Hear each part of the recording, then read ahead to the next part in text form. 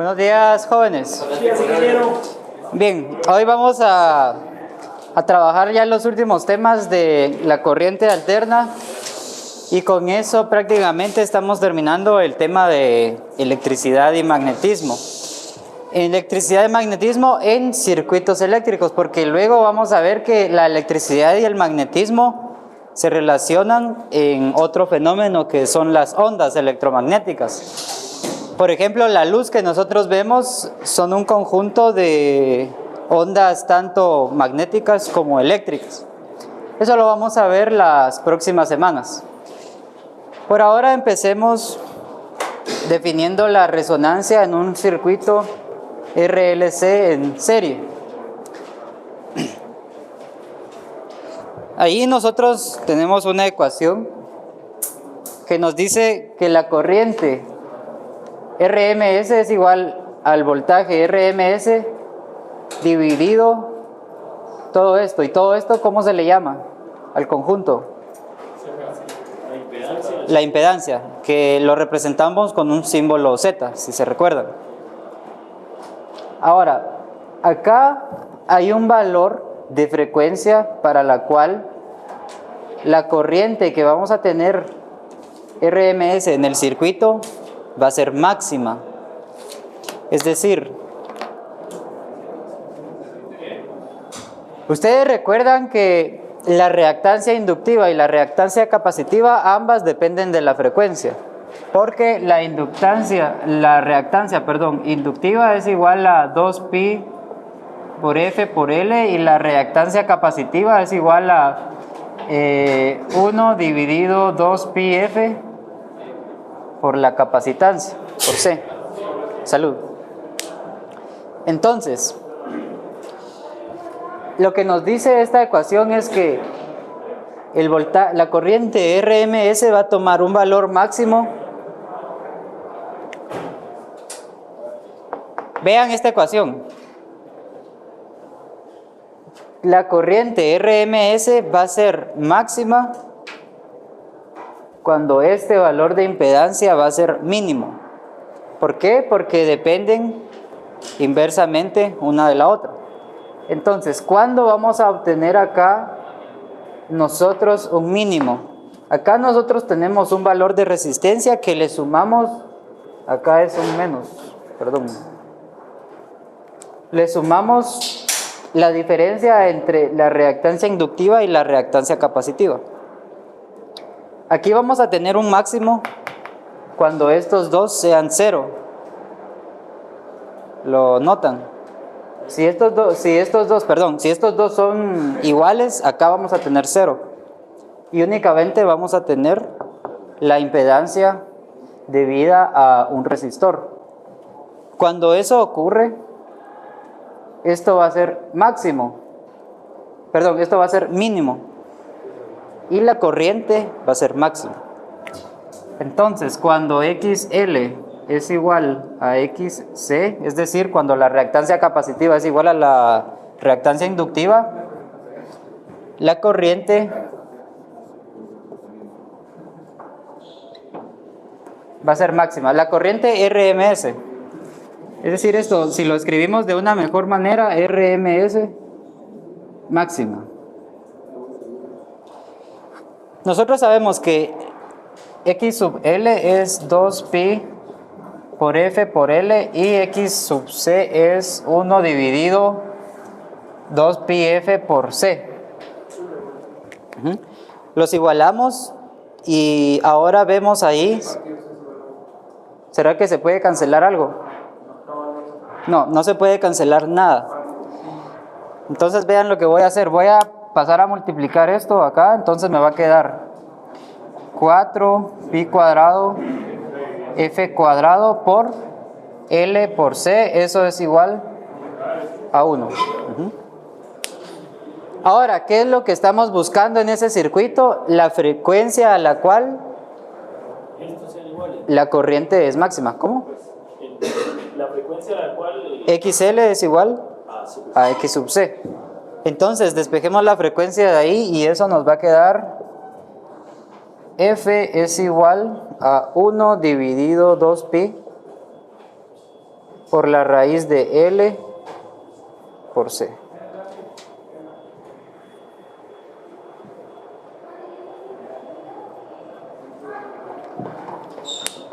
Y esta frecuencia que está acá, nosotros le denominamos frecuencia de resonancia.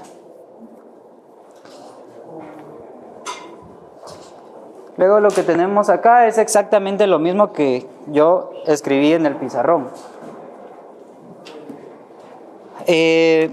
Ahora, esta frecuencia de resonancia, ¿para qué sirve? ¿Por qué la vamos a calcular? Esa frecuencia es muy importante porque en base a ella nosotros podemos seleccionar las estaciones de radio. Veamos cómo. Básicamente un radio es un circuito RLC, en donde vamos a tener un inductor, un capacitor, unas resistencias, y ahora acá esta fuente de voltaje la va a proporcionar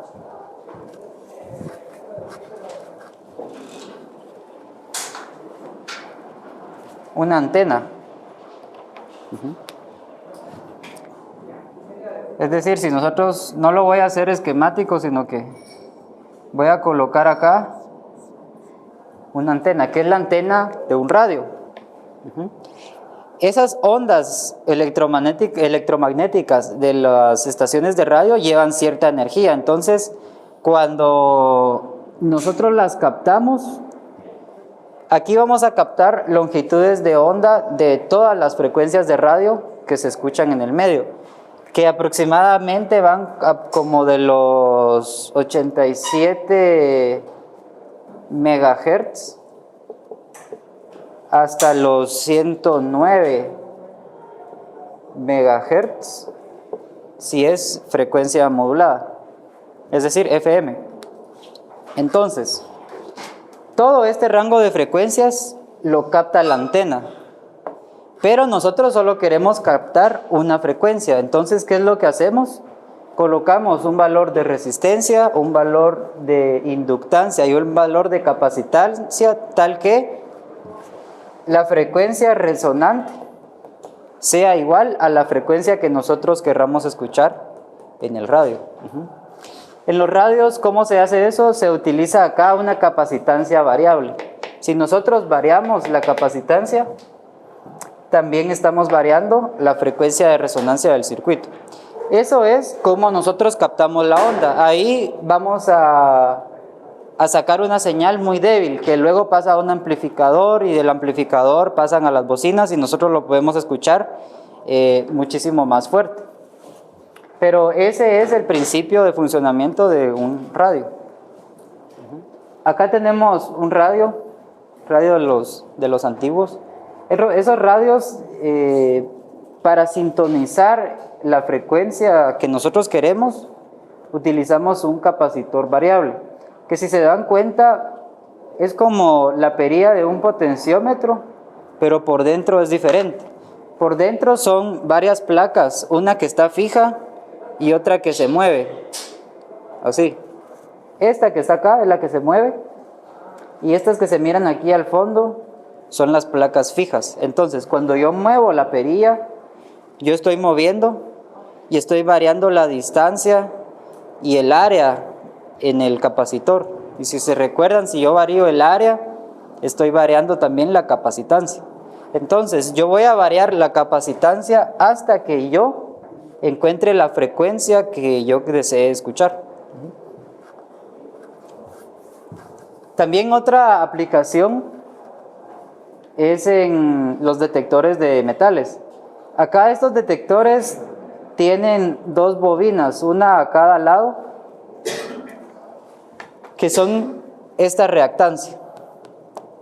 Ahora, cuando una persona pasa debajo de estos detectores de metales y lleva consigo algún objeto metálico, lo que sucede es que se varía la inductancia L, porque es como si nosotros metiéramos un núcleo de hierro dentro de una bobina. Ahí variamos esta inductancia. Si variamos la inductancia, estamos variando la frecuencia de resonancia.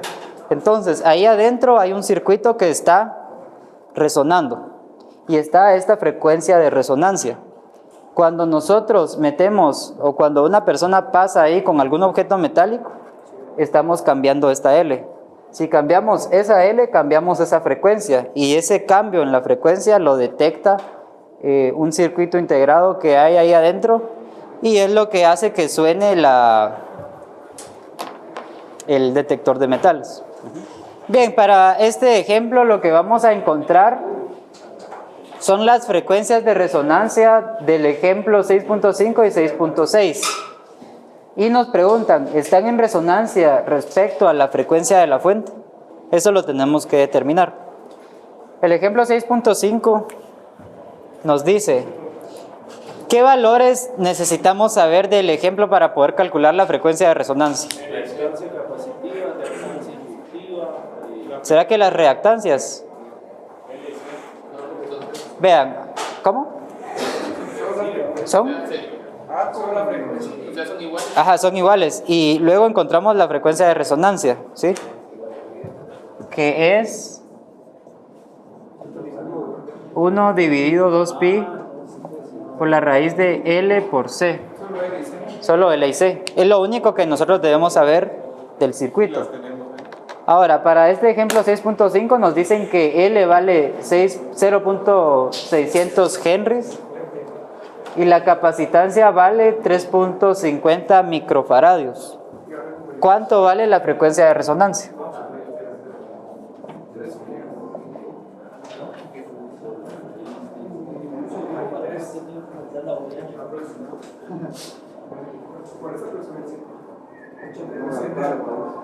$109.83 Hz. Acá tenemos 3 cifras significativas y acá también, entonces el resultado debe estar en 3 cifras. Entonces esto nos da 110, pero eso lo hay que escribirlo de esta forma.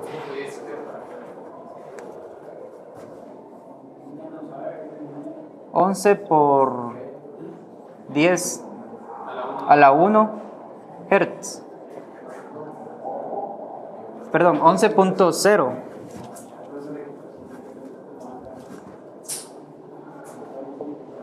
por 10 Hz para tener las 3 cifras significativas. Porque si solo dejamos 110, ahí hay 2 cifras significativas. Luego en el problema nos dicen, ¿será que la frecuencia de resonancia del circuito coincide con la frecuencia externa, que en este caso es la frecuencia de la fuente? ¿Coinciden las frecuencias? No, eso quiere decir que la frecuencia de la fuente no está entrando en resonancia con la frecuencia del circuito. La onda que nosotros estamos captando en la antena es de 60 Hz, pero con el circuito nosotros podemos captar una onda de 110 Hz. ¿Eso qué quiere decir? Que la corriente va a ser muy débil y no vamos a escuchar la frecuencia a 60 Hz. Eso es lo que significa, si esto fuera un radio. Para el ejemplo siguiente es exactamente lo mismo. Los valores van a cambiar.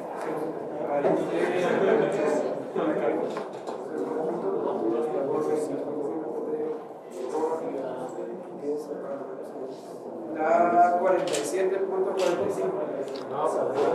47.45.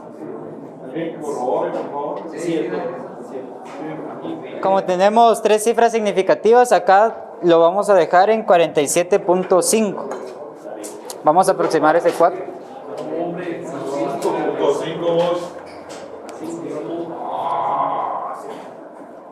47.5 Hz. Ahora, ¿será que este segundo circuito va a entrar en resonancia con la frecuencia que también es de 60 Hz?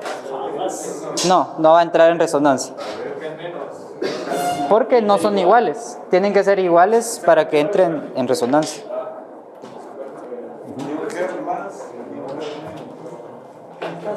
Hagamos un ejercicio extra.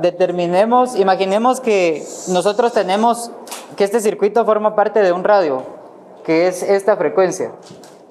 nosotros tenemos que la frecuencia externa debe ser igual a la frecuencia de resonancia. Entonces, ¿qué cambio deberíamos hacer nosotros en la capacitancia para llegar a esa frecuencia? Es decir, ¿cuánto debe valer la capacitancia para que la frecuencia de la fuente sea igual a la frecuencia de resonancia? Para llegar a esos 60 Hz. Ajá. Es decir, eso significa que la frecuencia de resonancia Va a ser igual a la debe ser igual a la frecuencia de la fuente. Ujú. Entonces, la frecuencia de resonancia es igual a 1 dividido 2pi raíz de L por C. Yo conozco esta frecuencia de resonancia, conozco el valor del inductor, pero el capacitor es el que yo voy a despejar, es decir, la capacitancia del capacitor, para ver a qué capacitancia todo el sistema entra en resonancia. Entonces, despejemos acá C, eso nos queda 2pi por raíz de LC a 1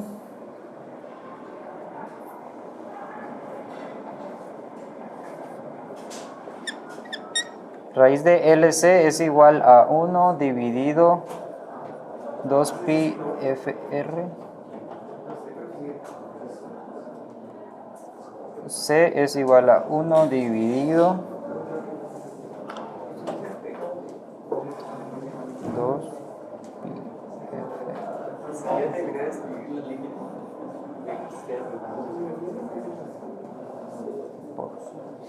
L. Todo el despeje nos queda así.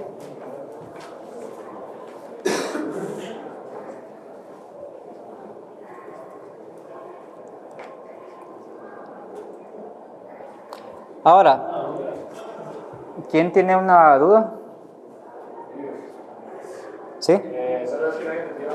Usted me ha dicho algo de que la frecuencia de resonancia sería igual a la frecuencia que da. Acá. Esta es la frecuencia para ese ejemplo. Entonces, la frecuencia del circuito en resonancia es de 47.5 Hz. Entonces, para que nosotros, imaginemos que en vez de tener aquí una fuente de voltaje, nosotros pongamos una antena. Y con esa antena nosotros captemos ondas a distintas frecuencias. Entonces, vamos a captar una onda de 60 Hz. Pero la frecuencia de resonancia del circuito es de 47.5 Hz.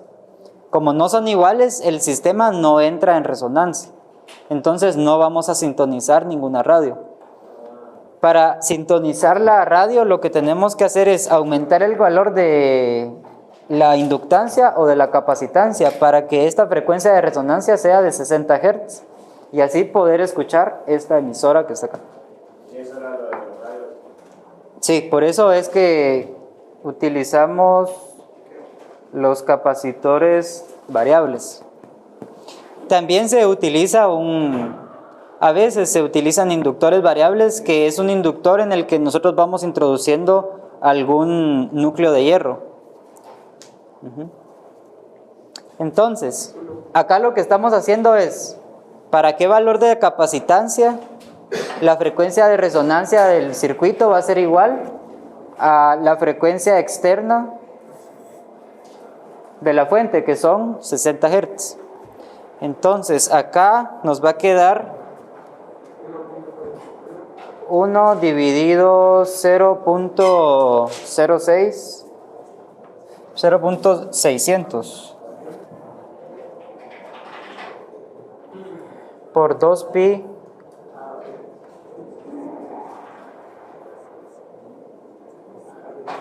por 60 Hz al cuadrado. ¿Y cuánto queda el valor de la capacitancia?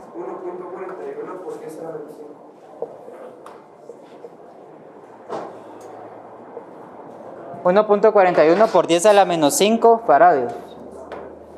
Entonces, si nosotros queremos sintonizar esa frecuencia, lo que tenemos que hacer es cambiar la capacitancia de 3.50 microfaradios a 1.41 por 10 a la menos 5 faradios.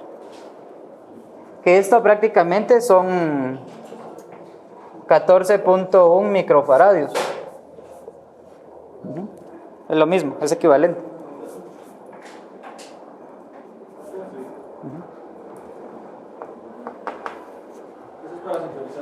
Para sintonizar esta frecuencia de 60 Hz, tenemos que cambiar la capacitancia de 3.50 microfaradios hasta 14.1 microfaradios. Bien, hoy vamos a terminar con el tema del transformador.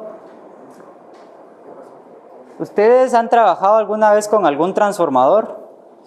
Sí, ¿en dónde? En el curso de tecnología. ¿Qué hicieron ahí?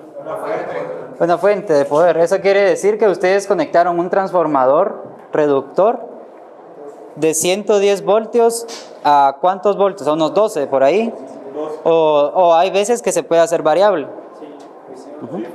Fue variable. ¿De cuánto a cuánto? 0 a 12. 0 a 12, positivo y negativo. 0 a 12 positivos y negativos. Ajá. Bien, esa es una aplicación del transformador. ¿En dónde más ustedes han utilizado un transformador? Una bobina Tesla. Una bobina, ajá. ¿Y alguien más que haya utilizado algún transformador alguna vez en su vida? Nadie. Tal vez, pero no me acuerdo. Bueno, ¿cómo? Todos los días utilizas. Bueno, de hecho, todos los días, ajá, aquí utilizan un transformador. ¿Alguien alguna vez ha cargado un celular? Tal vez. ¿O una laptop? ¿Sí? Eso que está ahí es un transformador. Lo que hay dentro de los cargadores de los celulares es un transformador. Imagínense que fuera una fuente de poder, solo que pequeñita. También el transformador tiene aplicaciones más grandes, es decir, cuando nosotros queremos transmitir energía eléctrica utilizamos transformadores. ¿Por qué? Porque es más eficiente utilizar energía alterna que corriente directa. Entonces vean cómo es el proceso. Todo esto ocurre aquí en Guatemala y en todo el mundo. La diferencia es la frecuencia. Por ejemplo, aquí en Guatemala utilizamos 60 Hz. En Europa se utilizan 50 Hz. Otra diferencia son estos valores de voltaje. Para nosotros son valores que van hasta 400 kilovoltios. Y también los valores con los que se utilizan los aparatos en las casas. En Europa, si no estoy mal, los aparatos utilizan corriente de 240 voltios, no la de 120. Es más voltaje. Pero en esencia el proceso es el mismo. Entonces, en primer lugar, nosotros tenemos una central generadora. Puede ser una hidroeléctrica, una generadora con búnker, con carbón, puede ser solar, eólico. Cualquier generador está dándonos energía acá. Luego, esa energía la tenemos que transportar. Para ello, nosotros conectamos un transformador entre los generadores de la central y se van a estas torres, que estas torres seguramente las pueden identificar porque cuando se van al puerto las pasan viendo. ¿Sí? Esas son las torres de la red de transporte. Entonces, esas torres transportan la electricidad desde una generadora hasta alguna subestación en alguna, por ejemplo, aquí en la ciudad capital. ¿Alguien ha visto alguna vez una subestación aquí en la ciudad? Una subestación, les voy a enseñar acá. Creo que he visto. Es esto que está acá. ¿Alguien ha visto una de estas aquí en la ciudad? En el hospital hay una. A la par de Tikal Futura hay otra. Así hay varias en la ciudad. Bien, luego aquí entra una subestación aquí en la capital. Y nosotros vemos otras torres pequeñas que reparten esa energía de la subestación a distintos puntos de la ciudad. ¿Alguien ha visto alguna de esas torres? Son unas torres que no son tan grandes como estas, pero tampoco son de los postes que nosotros vemos en la carretera. ¿En dónde hay de esas torres?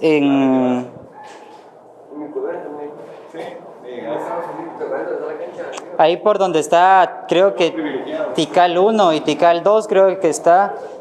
Los que si alguien pasa por la San Juan o vive en la San Juan, ahí enfrente de Peri Roosevelt. Que pase tomando fotos. Enfrente de Peri Roosevelt, Cabal ahí en el semáforo. a la par, por la San Juan, hay una entrada donde hay una pasarela y ahí se miran unas torres. No son tan altas como estas, pero tampoco son los postes que nosotros vemos. Entonces, esa reparte energía a alguna otra subestación más pequeña. Luego, esta subestación pequeña reparte energía a las casas, es decir, a nosotros, pero también reparte energía a negocios grandes. Entonces, cada industria, los centros comerciales, incluso la universidad, debe tener uno de estos transformadores Ahí está la Galileo. que baje la energía de este poste y la utilice. Luego hay otro transformador que seguramente ustedes lo ven todos los días, el transformador ese cilíndrico que está colgado en el poste cerca de sus casas. Ese es otro transformador. Que explota. Que explotan. ¿Sí? ¿Cómo? Sí, tienen aceite adentro. Ya vamos a ver por qué tienen aceite. ¿Sí? No, no debe ser inflamado. No.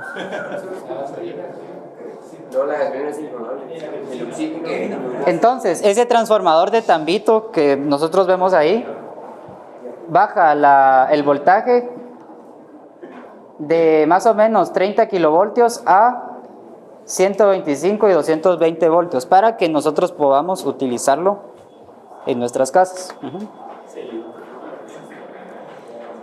Ahora veamos en sí qué es un transformador. El transformador es de las máquinas más eficientes que hay y que existen. Su eficiencia anda alrededor arriba del 90%, incluso pueden llegar a 99%, o sea, es bastante eficiente.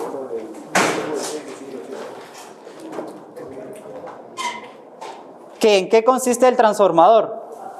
Nosotros tenemos un núcleo de hierro en el cual conectamos dos bobinas aisladas. Tenemos esta bobina en donde nosotros conectamos la fuente y a esa le vamos a llamar bobina primaria. Es a donde nosotros entregamos la potencia. Vamos a tener otra bobina en donde nosotros recibimos esa potencia que le vamos a llamar bobina secundaria o devanado secundario o el secundario del transformador, cualquiera de los nombres es correcto. Ahora, la diferencia entre las dos bobinas es que, si se dan cuenta, tienen diferente número de vueltas amarradas en el núcleo de hierro. ¿Se dan cuenta todos esa diferencia? Esa diferencia, acá tenemos 1, 2, 3 espiras amarradas y acá únicamente tenemos 2. Ingeniero, una pregunta. ¿Sí? Ahí el campo magnético no lo ilustraron al revés, ¿no? Según la manita. Debería ir al revés. No, porque aquí la corriente que nosotros utilizamos es esta. Entonces esta corriente va a ir en esta dirección y si hacemos la regla de la mano, sí debería quedar hacia abajo. ¿Quieres llamar mal? Entonces, bueno, te voy a equivocar. Pasa eso. Las carrillos. Digo, de la vuelta a la cañonera. A la cañonera, ¿va? Vamos a ver. Si acá tenemos la corriente que viaja acá, Sí, es para abajo. sí, debería ir para abajo. En ningún punto puede ir para arriba. Con la mano izquierda. Obviamente este campo magnético también va a ir variando de dirección porque la dirección de la corriente va a ir variando. Entonces aquí dibujaron la dirección de la corriente en un sentido, pero el campo magnético en otro sentido. Sí, esa es buena observación. Punto. Solo obviemos la dirección de la corriente. Tomemos en cuenta que acá, debido a esta corriente, se forma un campo magnético. Ahora, ese campo magnético se va a formar en todo el núcleo de hierro. Entonces, el campo magnético que genera esta bobina lo recibe la otra bobina. Como es variable en el tiempo, acá se va a inducir una corriente. Ahora, ¿cuál es el diagrama esquemático de un transformador? O sea, ¿cómo vamos a ver nosotros un transformador en un circuito de esta forma? Es decir, si nosotros queremos indicar que hay un transformador, lo que tenemos que hacer, colocar una bobina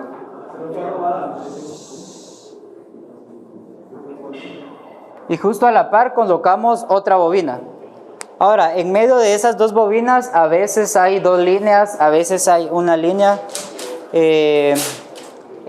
Eso lo van a ver más detalladamente en su curso de electricidad, pero a veces puede ser por qué tipo de material hay dentro del núcleo. Pero básicamente este es el diagrama para el transformador.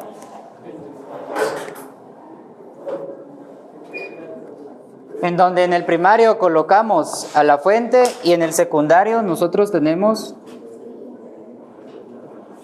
donde recibimos la potencia.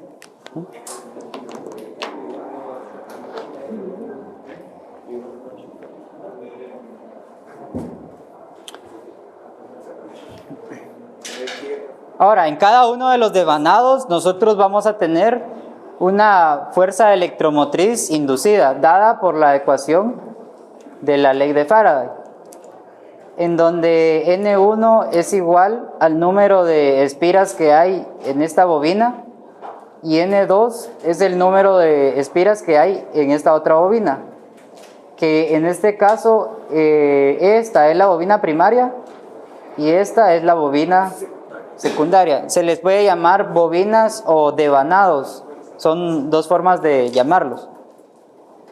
Ahora, ¿qué es igual en estas dos ecuaciones? El tiempo, el campo magnético, pero esto no es solo tiempo ni solo cambio, sino que es un cambio en el flujo por cambio en el tiempo. Eso es constante en ambas bobinas. Entonces, si nosotros igualamos, despejemos el cambio en el campo magnético respecto al cambio en el tiempo y eso nos va a quedar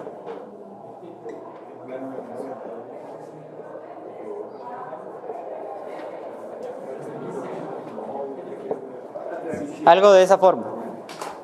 Como ambos valores son iguales, entonces la fuerza electromotriz en el primario dividido el número de espiras en el primario es igual dividido el número de bobinas, el número de espiras en el secundario. Que utilizando valores RMS tenemos que el voltaje en el primario dividido el número de espiras en el primario es igual al voltaje en el secundario dividido el número de espiras en el secundario. Y esta es la relación que hay entre voltajes y el número de vueltas o de espiras en un transformador. Vean, en Guatemala los valores que se utilizan de voltaje se clasifican en tres: alta tensión, media tensión y baja tensión. Veamos acá en el esquema Alta tensión es la que nosotros trabajamos entre una central generadora y esta subestación que tenemos acá. Es decir, estos valores van de 69 kilovoltios hasta 400 kilovoltios. Todo depende de qué generadora esté conectada. Luego, estos voltajes que tenemos acá son de media tensión, que son valores que van de 13,8 kilovoltios a 32 kilovoltios. Y en la baja tensión es la corriente, el voltaje que nosotros utilizamos en nuestras casas, que es inferior a los 1000 voltios, que comúnmente es de 120 voltios o 240 voltios. Esos son los tres voltajes que utilizamos nosotros. Ahora, una característica importante de los transformadores es que la potencia que nosotros le damos va a ser la misma que nosotros vamos a recibir en el secundario. Entonces, la potencia en el primario es igual a la potencia en el secundario. ¿Cómo calculamos la potencia eléctrica? Corriente por voltaje. Corriente por voltaje. Entonces, si multiplicamos el voltaje del primario por la corriente del primario, eso debe ser igual al voltaje del secundario por la corriente del secundario. Y esta es la relación que existe entre los voltajes y las corrientes, tanto del primario como del secundario. Si juntamos estas dos relaciones, podemos encontrar que el voltaje 1, esta tercera relación, que no es nada más una combinación de las otras dos relaciones. Ahora, ¿qué significa esta relación? Aquí lo que me indica es que la relación que hay en los voltajes va a ser la misma relación que hay entre las bobinas. ¿Eso qué quiere decir? Que si en una bobina yo tengo un número de espiras menor al número de espiras en el secundario, entonces los voltajes se van a comportar de esa forma. Yo voy de un voltaje menor a un voltaje mayor.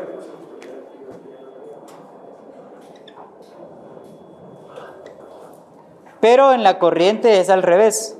Si yo aumento el voltaje, estoy disminuyendo la corriente. Entonces, en este caso, la corriente en el secundario es menor que la corriente en el primario. Entonces, si yo voy de un voltaje menor a un voltaje mayor, a este transformador yo le llamo un transformador elevador.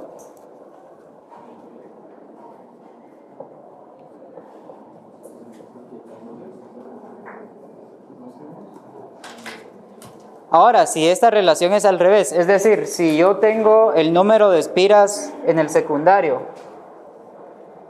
es menor al número de espiras en el primario, eso quiere decir que el voltaje en el secundario es menor que el voltaje en el primario, pero con la corriente es al revés. La corriente en el primario es menor que la corriente en el secundario. Y a este transformador que está acá, yo le llamo transformador reductor.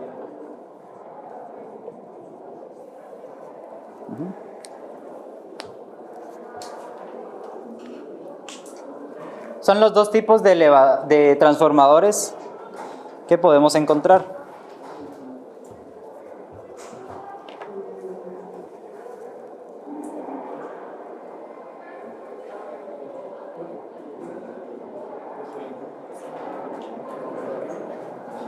Vean, acá en nuestro esquema, el único transformador elevador que vamos a encontrar es el transformador que está conectado entre la central generadora y la red de transporte. Esta es una estación elevadora. Es decir, la central generadora puede generar de 3 a 36 kilovoltios, pero ese voltaje se va a aumentar hasta 110 a 380. Aquí en Guatemala podríamos llegar hasta 400 kilovoltios. Entonces, al elevar el voltaje, ¿qué estamos haciendo con la corriente? Disminuye. Entonces, ¿por qué en el transporte se eleva el voltaje? Porque la corriente disminuye. ¿Eso qué me permite? Que cables más delgados, y si son cables más delgados son más baratos. Por eso es que se hace esto que está acá.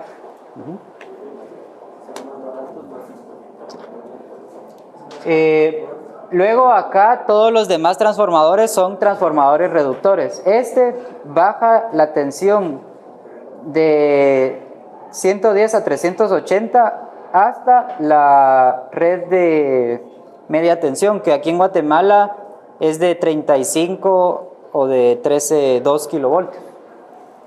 Todo esto que está acá.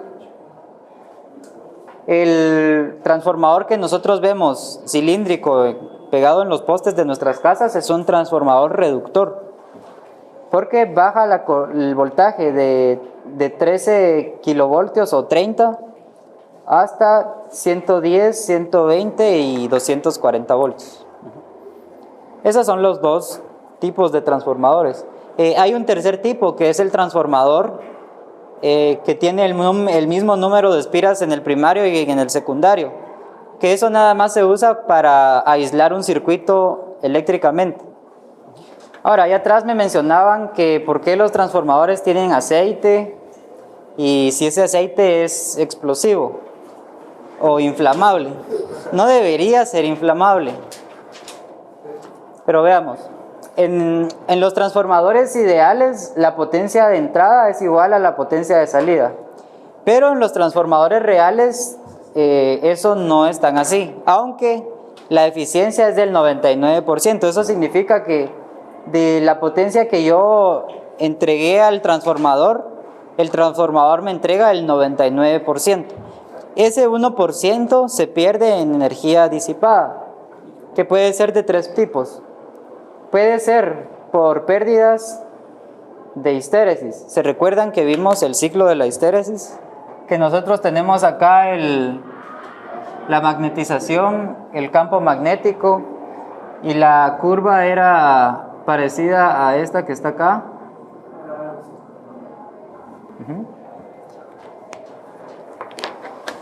Por el hecho de magnetizar y desmagnetizar el transformador, aquí existirán pérdidas. Esas pérdidas son una de las tres que sufre el transformador. Otra pérdida es por el efecto de Joule.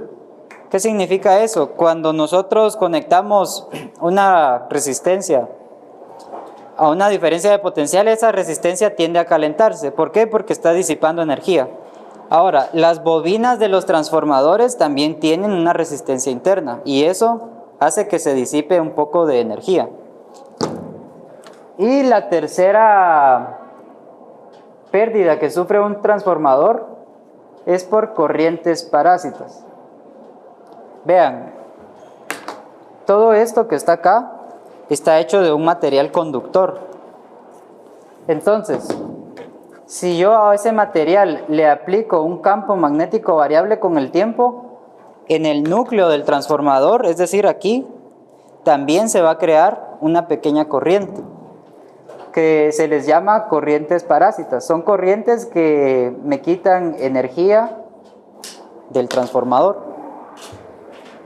Estas corrientes dependen del área transversal del núcleo de hierro del transformador. Entonces, si nosotros tuviéramos un núcleo totalmente macizo, tendríamos grandes corrientes parásitas. Para reducir las corrientes parásitas, lo que se hace es construir un núcleo de hierro, pero con láminas de hierro, así como estas. Entonces, van partiendo de estas láminas, les echan un barniz especial para que no hagan contacto eléctrico entre ellas. Arman varias de estas, como lo vemos acá. Si aquí, pues, tal vez los de atrás no lo miren, pero si se dan cuenta, eso está en forma laminada. Sí se ve laminado. A ver, vamos allá atrás.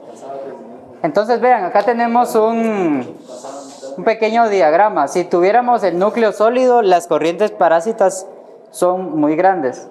Para reducir esas corrientes parásitas, lo que hacemos es dividir el núcleo y así las corrientes parásitas actúan en un área mucho menor. Por eso es que se hace de esta forma. En este caso, las bobinas deberían ir acá y acá, la del primario y la del secundario. Ahora, ¿por qué se le echa aceite al transformador? Porque todas estas pérdidas se transforman en calor, se disipan en forma de calor. Entonces, el transformador lo debemos mantener a cierta temperatura. Para eso se le echa ese aceite que es como un refrigerante, que hace que el transformador se mantenga en una temperatura y no se llegue a fundir o ocurrir algún problema.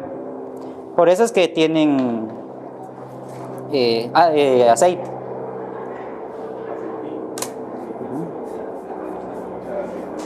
Que debe ser un aceite dieléctrico, es decir, un aceite que no conduzca la electricidad, porque si conduce la electricidad, entonces vamos a hacer un gran corto en las bobinas y nos vamos a arruinar el transformador. ¿Dónde va el transformador? Ya lo vendieron. Ya le sacaron el cobre. Pasen el transformador. Con cuidado que pesa. Gracias. Ahora, en este transformador también hay una diferencia. Nosotros tenemos dos bobinas, pero el calibre de los alambres de las bobinas son diferentes. Esta bobina, que para ustedes es la bobina del lado derecho, esta que está acá, tiene un alambre de cobre mucho más grueso que esta bobina que está acá, en el lado izquierdo. ¿Por qué? Porque al reducir o aumentar el voltaje, nosotros también estamos aumentando o reduciendo esa corriente. Entonces, entre más grueso sea el calibre, más corriente puede transitar en él. Entonces, si nosotros, como decía aquí David, si invertimos el secundario por el primario, físicamente, con la teoría, eso sí se puede, pero acá ¿qué va a ocurrir?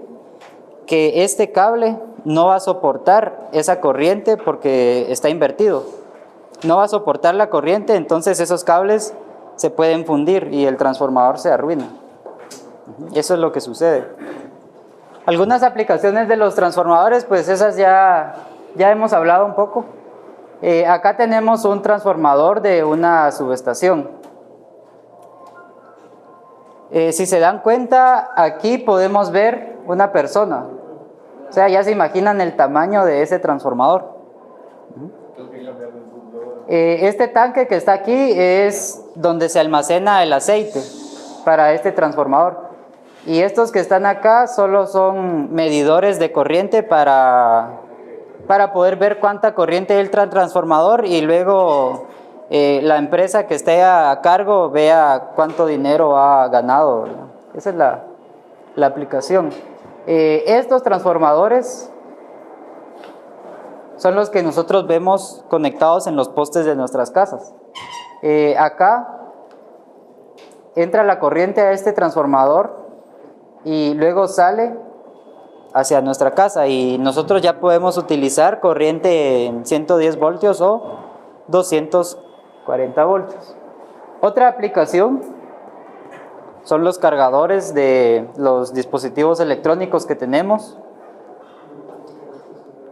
Pero estos adentro tienen un rectificador, es decir, algo que transforme la corriente alterna en corriente directa. Pero sí, dentro de ellos nosotros tenemos un pequeño transformador dentro.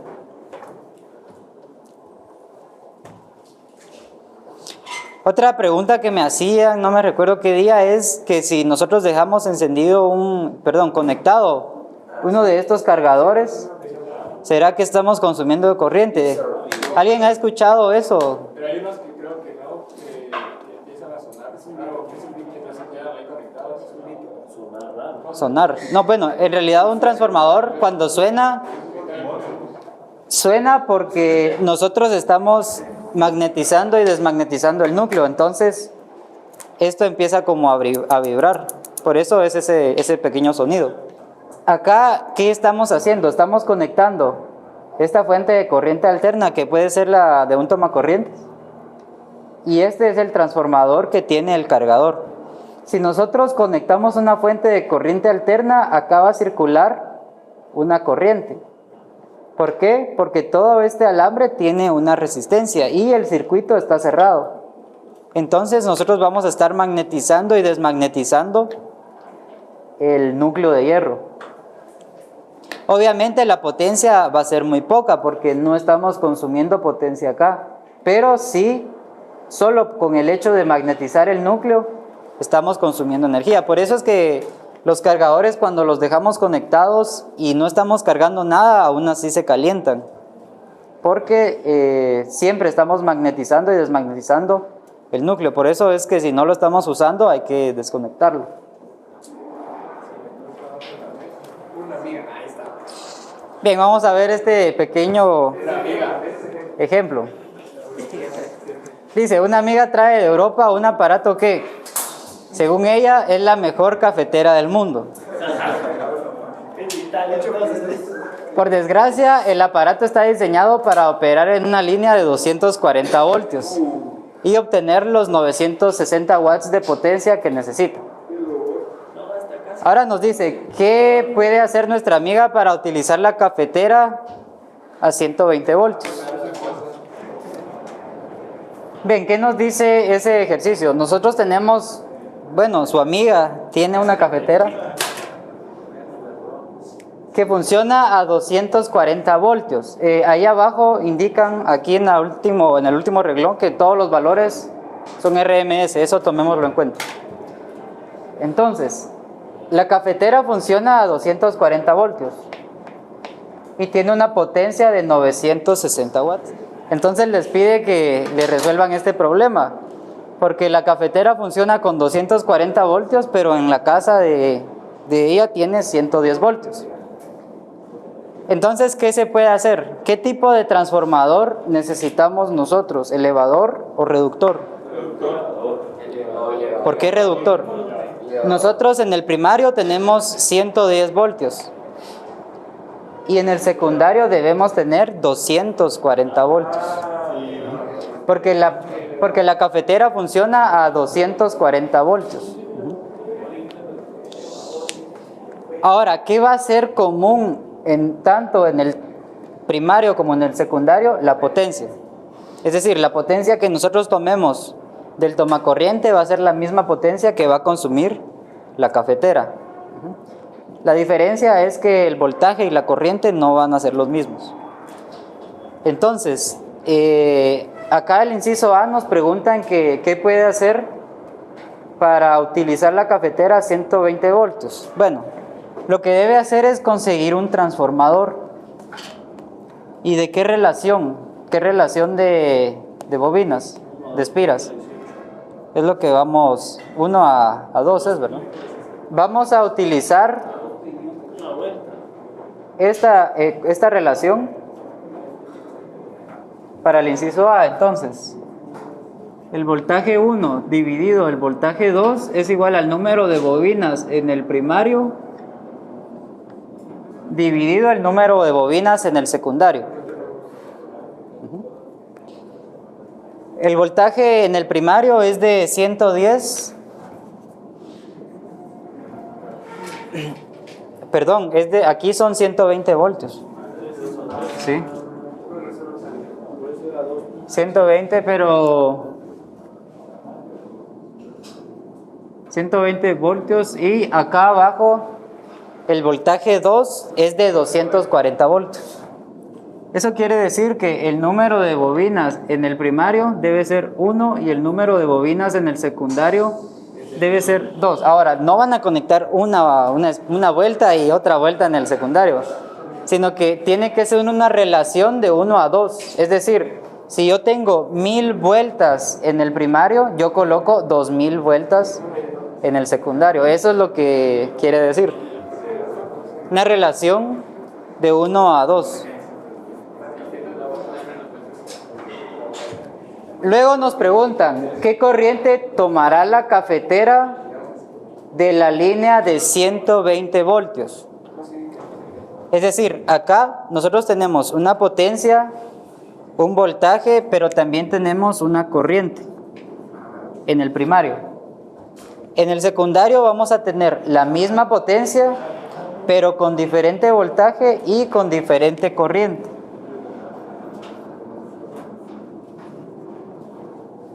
Viendo los voltajes, si el voltaje 1 es menor al voltaje 2, ¿cómo debe ser la corriente? ¿Mayor de dónde? La corriente 1 debe ser mayor que la corriente 2. ¿Por qué? Porque la relación de voltajes es inversa a la relación de corrientes. Yo conozco la potencia, el voltaje y la corriente. ¿Cómo puedo calcular yo la potencia eléctrica? Esto se cumple tanto en el primario como en el secundario. Entonces, la potencia en el primario es igual al voltaje en el primario por la corriente en el primario.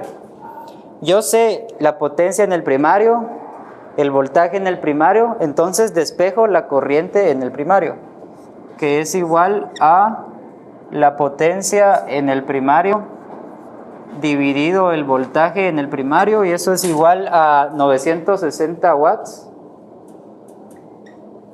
dividido 120. ¿Eso cuánto les da?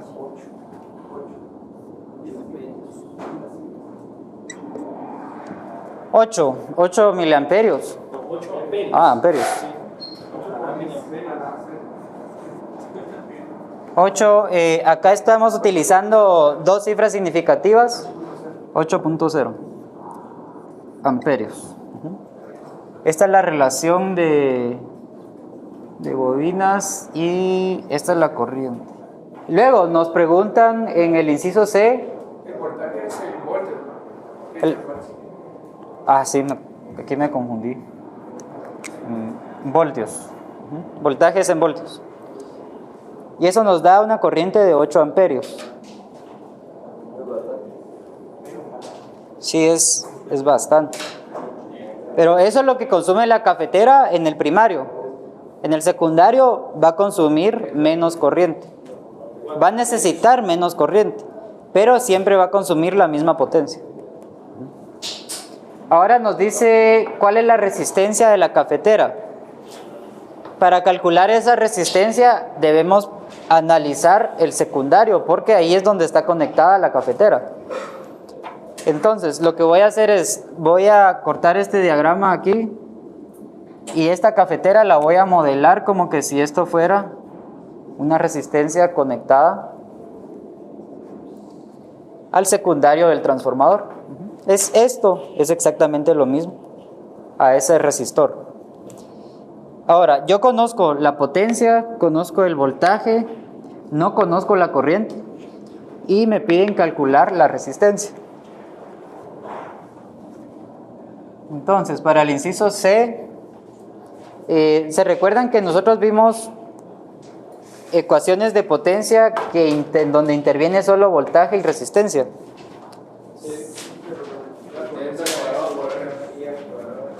Potencia es igual a corriente al cuadrado por R, pero yo no conozco la resistencia, entonces debo usar una donde esté el voltaje.